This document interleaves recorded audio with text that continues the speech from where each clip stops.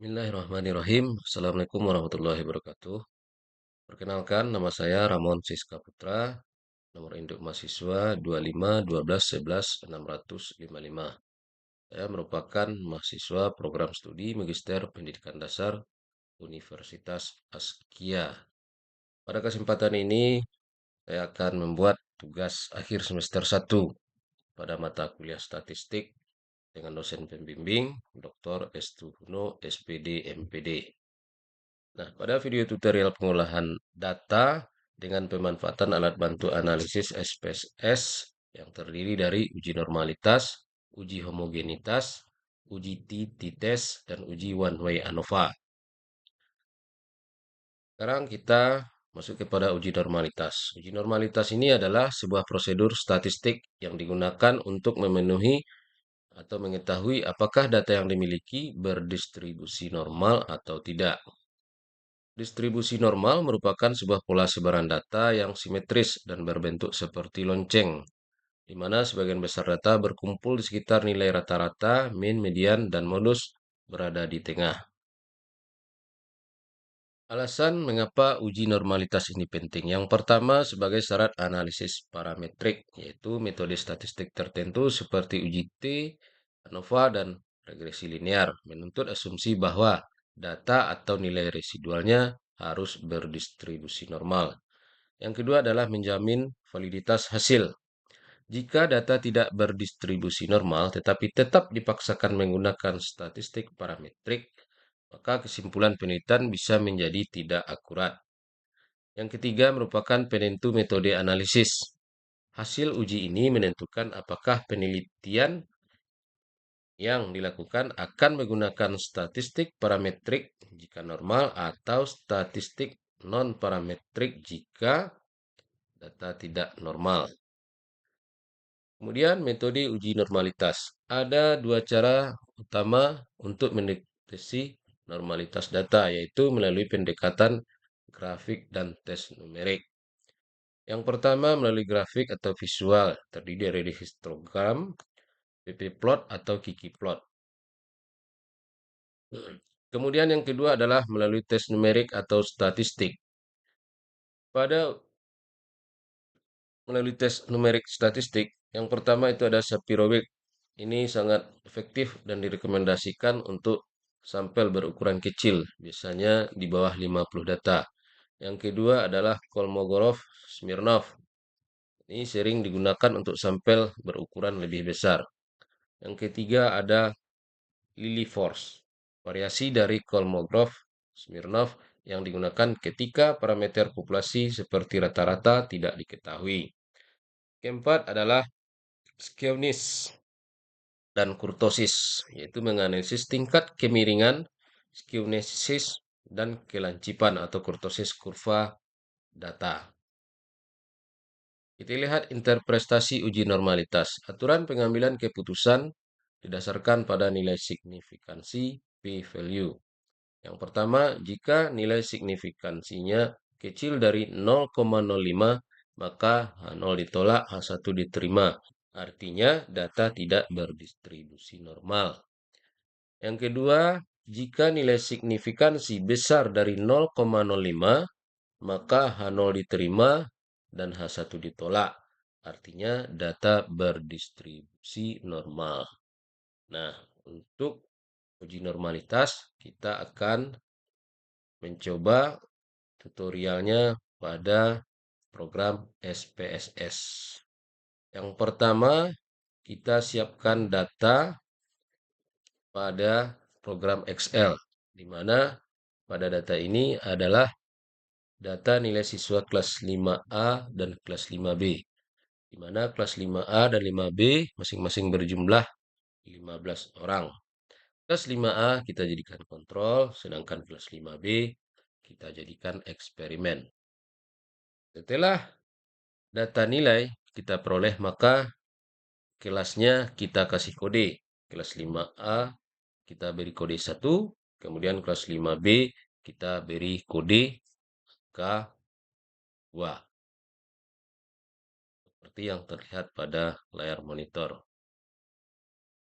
Dikarenakan kelas 5A dan 5B masing-masing berjumlah 15, maka data kita ini gabungkan menjadi 30 data. Untuk selanjutnya kita masukkan kepada program SPSS untuk uji normalitas. Pada program SPSS, sekarang kita sudah melihat ada dua menu utama. Yang pertama ada variable view, kemudian data view. Pada variable view, di nama pada nomor 1, kita ketik nilai. Kemudian yang kedua, pada nama kita ketik kelas. Lalu kita masuk ke tipe, kita abaikan, kemudian width kita abaikan, terus desimal. Pada nilai desimal kita nolkan. Begitu juga pada kelas, desimalnya kita nolkan. Kemudian kita lihat pada label. Label yang pertama kita beri matematika. Kemudian pada label kelas kita ketik kelas 5. Kemudian kita lihat menu values. Pada kolom pertama values kita abaikan. Kemudian pada kelas kita klik titik 3, kemudian muncul values label. Pada values label ada value, ini kita tulis angka atau ketik angka 1. Kemudian pada labelnya 5A atau kelas 5A. Lalu kita klik add. Kemudian untuk selanjutnya kita ketik angka 2, kemudian labelnya kita buat kelas 5B.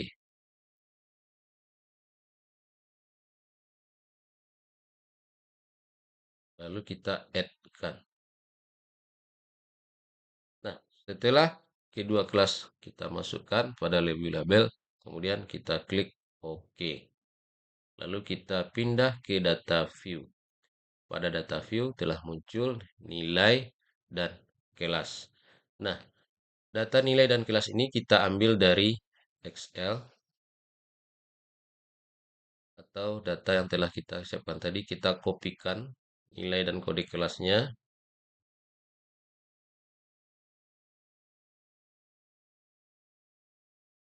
Pastikan semuanya tercopy. Kemudian kita paste pada data view yaitu berupa nilai dan kelas. Kita cek kembali apakah sudah capai jumlah data 30. Berarti sudah.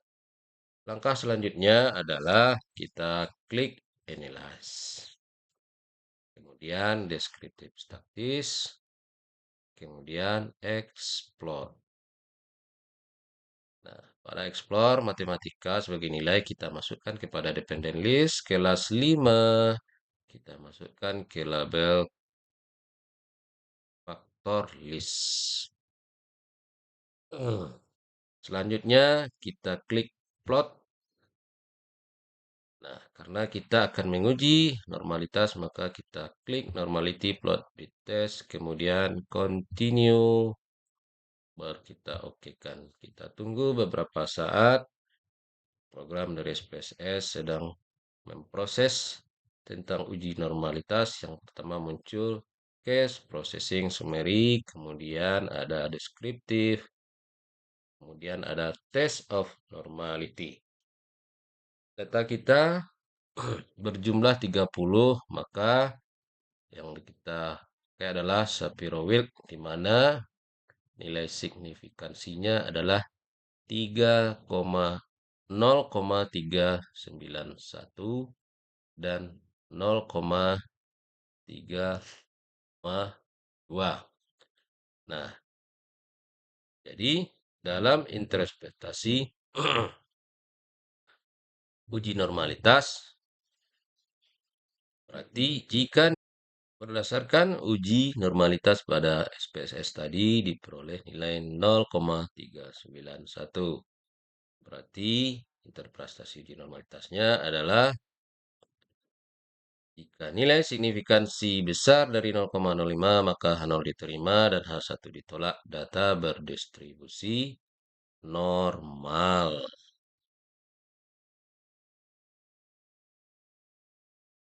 Sekarang kita masuk pada uji homogenitas. Uji homogenitas adalah prosedur statistik untuk menguji apakah dua atau lebih kelompok data memiliki varians atau keragaman yang sama atau tidak.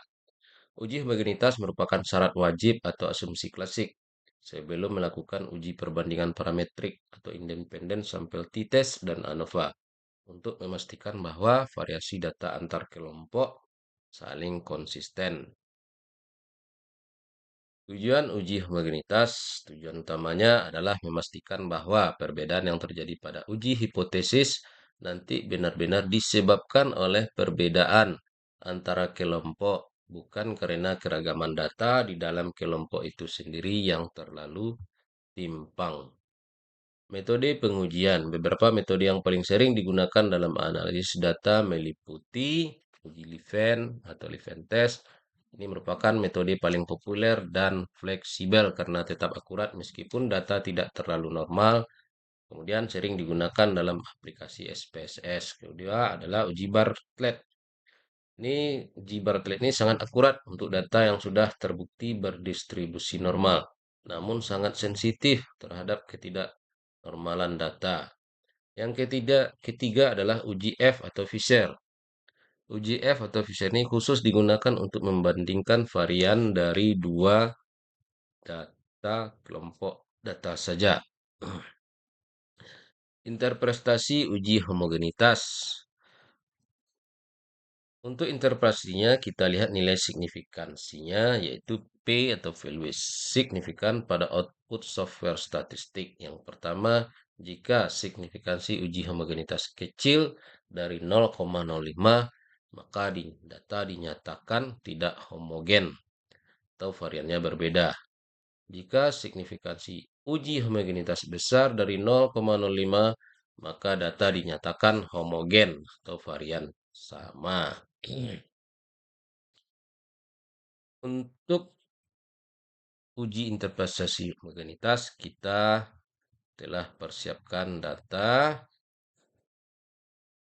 berupa data nilai matematika dari dua kelas, yaitu kelas 5A sebagai kontrol, kelas 5B sebagai eksperimen, di mana siswanya terdiri dari 15 orang, dan nilainya kita susun. Dari kelas 5A, kita kasih kode 1 secara berurutan dari 1 sampai 15, kemudian disambung lagi kepada kelas 5B dengan kode 2. Kita mulai dari kelompok nomor 1 sampai dengan 15 sehingga datanya berjumlah 15. Sekarang kita masuk ke program atau SPSS. Pada program SPSS ada variabel view, ada data view. Nah, pada variabel view, pada kolom name 1 itu kita masukkan atau kita ketik nilai. Kemudian name pada kolom kedua kita ketikkan kelas. Kemudian kita masuk kepada desimal. Pada nilai kita nolkan. Kemudian pada kelas juga kita nolkan. Label.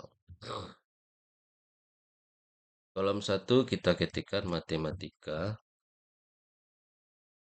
Kemudian pada kelas kita ketik angka 5. Nah, pada values, pada nilai kita abaikan. Kemudian kelas kita klik titik 3. Kemudian keluar value label. Value yang pertama ini kita ketik 1. Labelnya adalah kelas 5A.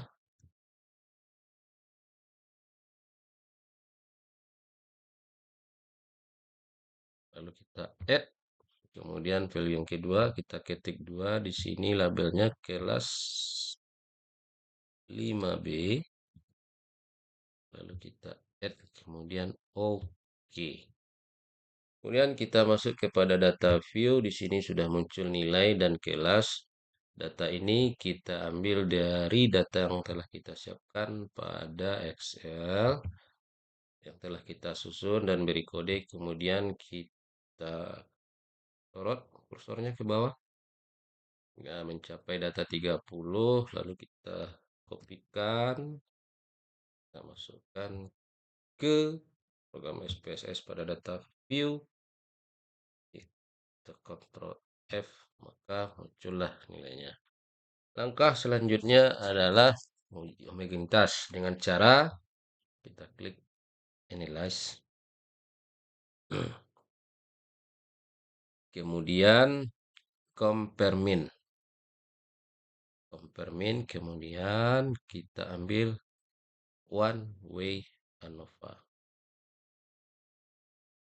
Matematika sebagai nilai kita masukkan kepada dependent list, kemudian kelas kita masukkan kepada faktor.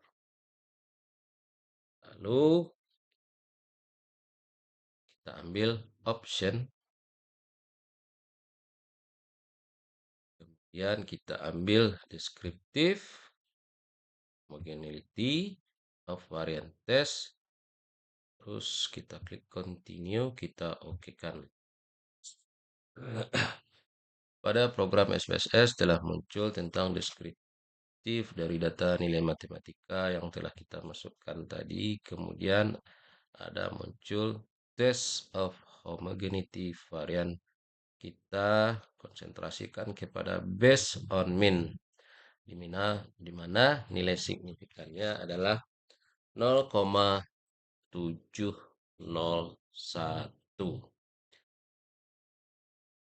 Berdasarkan interpretasi uji homogenitas yang pertama tadi, jika signifikansinya kecil dari 0,05, maka data dinyatakan tidak homogen atau variannya berbeda.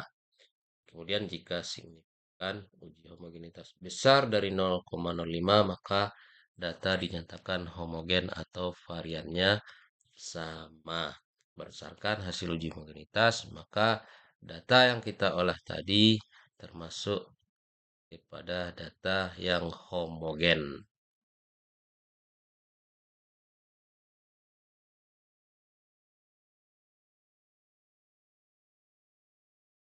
Selanjutnya kita masuk kepada uji t-test. Uji t-test adalah analisis statistik parametrik untuk membandingkan rata-rata dari dua kelompok data guna mengetahui apakah terdapat perbedaan yang signifikan. Uji ini dipakai ketika ukuran sampel kecil dan simpangan baku, yaitu standar deviasi populasi, tidak diketahui. Berdasarkan jenis data dan tujuan penelitian, uji T terbagi menjadi beberapa jenis. Yang pertama ada one sample t-test atau uji T satu sampel. Membandingkan rata-rata satu kelompok data dengan nilai acuan atau standar tertentu. Yang kedua adalah independent sample t-test atau uji T dua sampel bebas, yaitu membandingkan rata-rata dua kelompok yang tidak saling berpasangan atau independen. Contoh nilai ujian kelas A dan nilai ujian kelas B. Yang ketiga adalah paired sample t-test atau uji T sampel berpasangan. Ini membandingkan rata-rata dari dua kelompok sampel yang saling terkait atau berpasangan. Contohnya data nilai pretest dan post-test siswa. Syarat uji independen sampel t-test atau uji T2 sampel bebas meliputi skala data variabel dependen terikat. Kemudian kategori variabel independennya bebas. Kemudian sifat sampel independen. Datanya harus berasal dari subjek yang berbeda, tidak ada hubungan atau keterkaitan antara kelompok, serta sampel diambil secara acak atau random. Yang keempat, datanya sudah terbukti secara normalitas, kemudian datanya juga termasuk kepada homogenitas. Nah, selanjutnya kita akan masuk kepada program SPS. Untuk uji tes pada independent sample t-test kita menggunakan data yang telah kita persiapkan dari nilai siswa kelas 5A dan kelas 5B. Nah, data ini akan kita olah di SPSS. Kita akan mengisi dari variabel view pertama berupa name, kita tuliskan atau ketik nilai, kemudian name pada kolom kedua kelas. Kemudian kita lihat kepada desimal untuk tipe dan width kita abaikan, desimal pada kolom 1 untuk nilai kita nolkan, kemudian kelas kita nolkan. Kemudian kita pindah ke label. Untuk nilai kita ketikkan matematika. Kemudian untuk kelasnya kita ketik angka 5. Untuk values pada kolom nilai itu kita abaikan. Kemudian kelasnya kita ketik 3. Kemudian values yang pertama ada 1 berupa kelas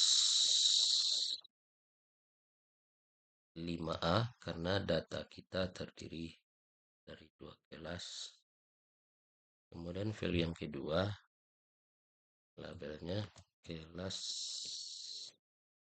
5B. Kita add-kan. Lalu kita klik OK. Kita lihat pada data view telah muncul nilai dan kelas. Untuk data ini kita ambil dari Excel. Kita kopikan saja data yang telah kita siapkan. Dan sudah kita buat kode untuk 2 buah kelas. Kode 1 untuk 5A, kode 2 untuk 5B.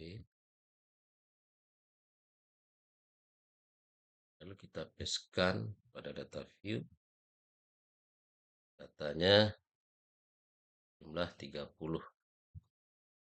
Setelah itu kita ketik klik analyze. Kemudian compare min. Terus independent sample t-test. Pada variabel tesnya kita masukkan matematika.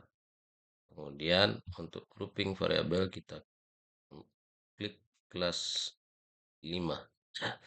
Di sini muncul datanya pada grup variabel. Untuk mengatasinya kita klik define group. Grup 1 kita ketik 1, kemudian grup 2 kita ketik angka 2, kemudian klik continue. Oke.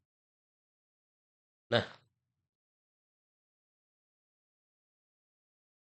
tahap untuk pengelolaan independent sample t-test pada SPSS sudah muncul.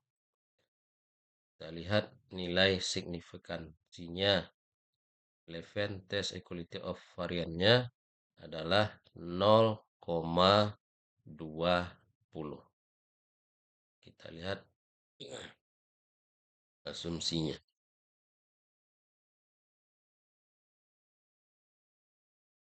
Untuk uji independent sample t-test nilainya signifikansinya adalah 0,20. Artinya nilai signifikansinya besar dari 0,05. Maka H0-nya diterima dan H1 ditolak. Maka tidak terdapat perbedaan yang signifikan antara kedua populasi atau kelompok data tersebut. Artinya kedua kelompok dianggap sama atau perlakuan tidak memberikan pengaruh nyata.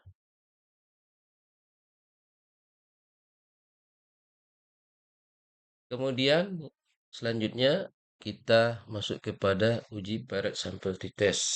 Nah, kita lihat ini syaratnya. Yang pertama skala data, data berbentuk kuantitatif dengan skala interval atau rasio. Kemudian dua kelompok berpasangan. Terdapat dua kelompok data yang berasal dari subjek yang sama atau terkait. Misalnya nilai siswa sebelum dan sesudah belajar. Kemudian ada distribusi normal, selisih antara kedua kelompok data harus berdistribusi normal. Yang keempat, tidak ada pancilan atau outlier. Sebaiknya tidak ada nilai yang ekstrim jauh di dalam data yang dapat mendistorsi hasil.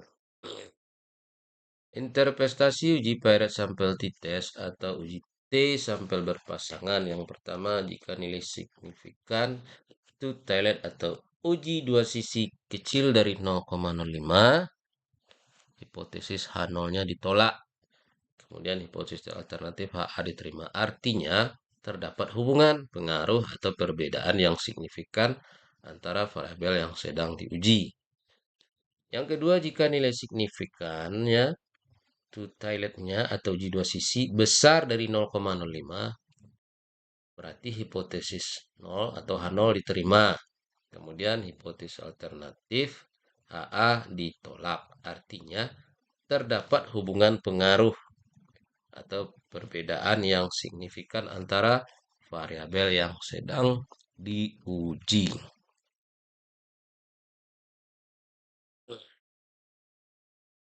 Untuk uji T sampel berpasangan pasangan atau paired sampel t-test, data kita sudah siapkan pada format Excel ini, yaitu nilai pretest dan post-test.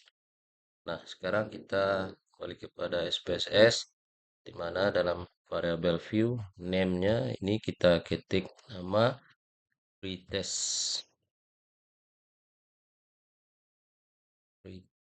Kemudian yang kolom kedua pada name kita ketik post-test. Pada kolom desimal ini kita nolkan. Post-testnya juga kita nolkan. Pada label kita buat di sini pembelajarannya secara konvensional. Kemudian pada post-test itu pembelajarannya berupa inquiry learning. Kemudian pada kolom values pada pretest ini kita abaikan. Kemudian pada post-test ini kita klik titik 3 ini value yang pertama. Kita ketik 1, kemudian labelnya konvensional.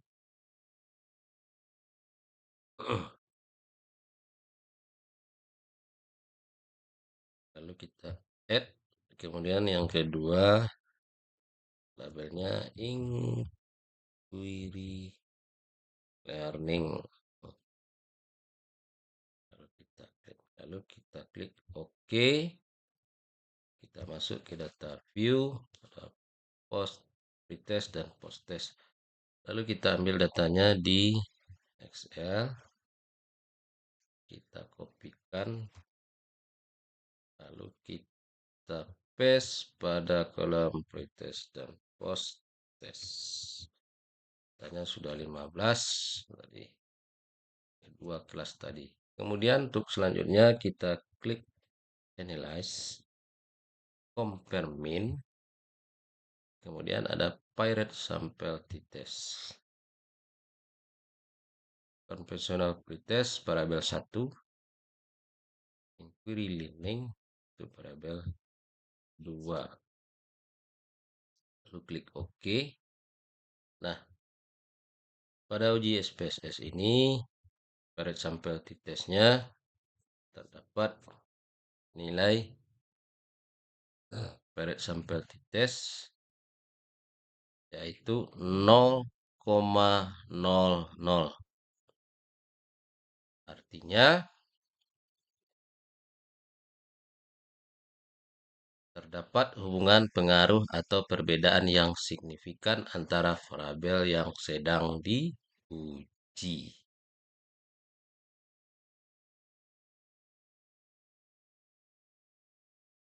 Sekarang kita masuk kepada uji one way ANOVA. Uji one way ANOVA, analysis of varian atau analisis varian satu jalur adalah uji statistik parametrik yang digunakan untuk mengetahui apakah ada perbedaan rata-rata min yang signifikan antara tiga kelompok atau. Tujuan utama uji one way ANOVA adalah untuk mengetahui apakah terdapat perbedaan rata-rata yang signifikan antara tiga kelompok atau lebih yang independen atau tidak berpasangan berdasarkan satu variabel bebas atau satu fakta. Syarat sebelum melakukan uji one way ANOVA, yang pertama, sampel berasal dari kelompok yang independen. Kemudian variabel faktor. Variabel independen berupa non-metrik atau data kategorikal.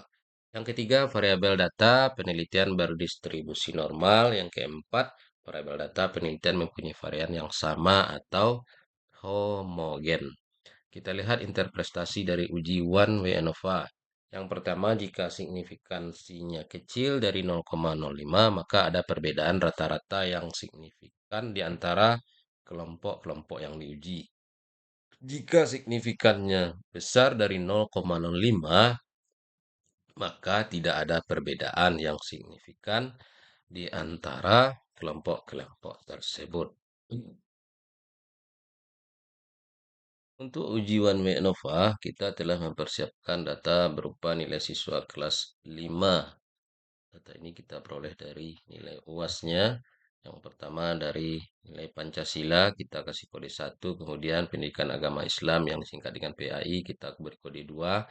Kemudian bahasa Indonesia, kita kasih kode 3 yang jumlah masing-masing dari siswanya adalah 15 orang. Nah, dari ketiga mata pelajaran ini kita sudah berikan kode, lalu kita urutkan dari Pancasila sebanyak 15 dengan kode 1. Kemudian nilai PAI kita kasih kode 2 dengan jumlah 15 nilai. Kemudian bahasa Indonesia atau BI kita kasih kode 3 sebanyak 15. Nah, untuk uji one way ANOVA kita masuk kepada program SPSS statistik. Di sini sudah muncul data view dengan variable view. Itu langkah pertama, kita isikan dulu pada format variable view, di mana di sini name nomor 1 ini kita ketik nilai. Kemudian pada baris kedua kita ketik kelas. Untuk IP dan width kita abaikan. Kemudian kita masuk kepada desimal nilai ini kita nolkan. Kemudian kelas juga kita nolkan. Kemudian pada label nilai. Pada label nilai ini kita buat nilai UAS. Ujian akhir sekolah. Kemudian pada kolom kelas label ini kita pada kelas label kita ketik kalimat. Kemudian pada values nilai kita abaikan. Kemudian pada kelas kita klik titik 3 ini. Kemudian ada muncul kotak value label. Yang pertama value 1. Itu kodenya tadi sama dengan yang DSL, itu Pancasila. Lalu add. Kemudian kode 2. Itu tadi ada pendidikan agama Islam atau PAI. Kemudian kode yang ketiga atau value yang ketiga ada bahasa Indonesia yang kita singkat dengan BI. Lalu kita add-kan. Kemudian oke. Kemudian kita lihat pada data view. Pada data view telah muncul nilai dan kelas. Data ini kita ambil dari Excel. Berupa data nilai tadi yang sudah kita siapkan dengan kodenya. Lalu kita kopikan sebanyak 45 buah data.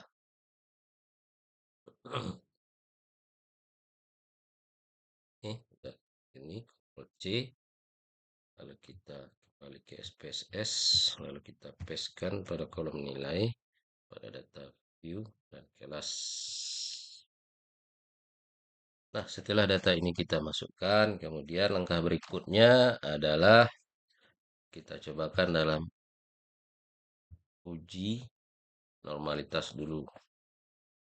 Deskriptif statistik, kemudian explore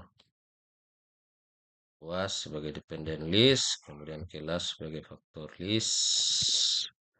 Lalu kita ambil plot.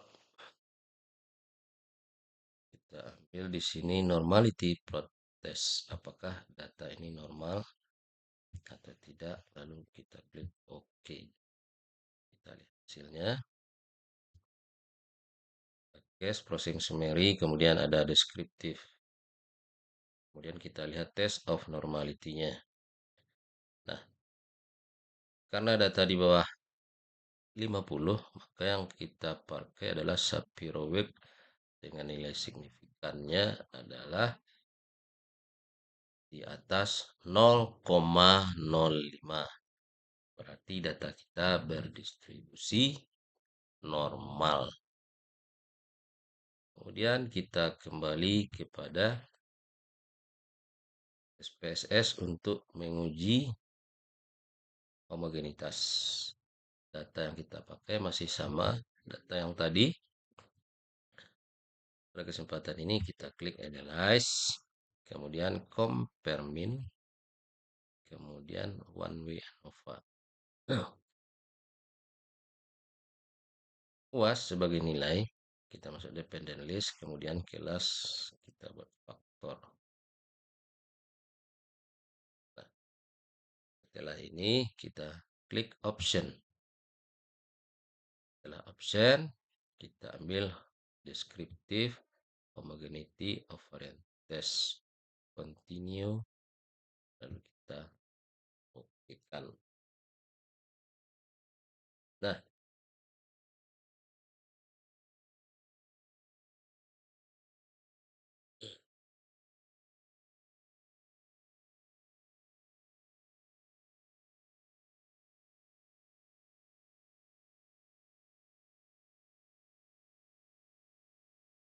oke. Pada test of homogeneity variansinya kita lihat signifikannya itu di atas base on mean-nya itu di atas 0,05 atau besar dari 0,05. Berarti datanya bersifat homogen.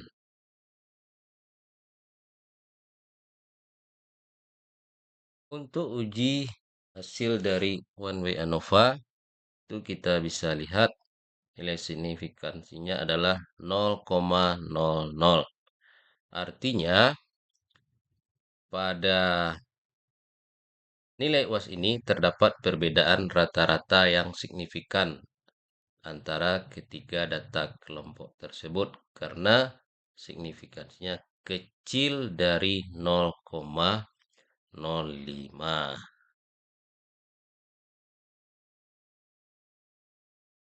Mungkin demikian saja tutorial tentang uji normalitas, homogenitas, tentang uji T, dan uji one way ANOVA. Semoga video tutorial ini bisa memenuhi tugas saya pada mata kuliah statistik dan mudah-mudahan bermanfaat bagi kita semua. Mohon maaf atas segala kekurangan. Terima kasih atas segala perhatian. Assalamualaikum warahmatullahi wabarakatuh.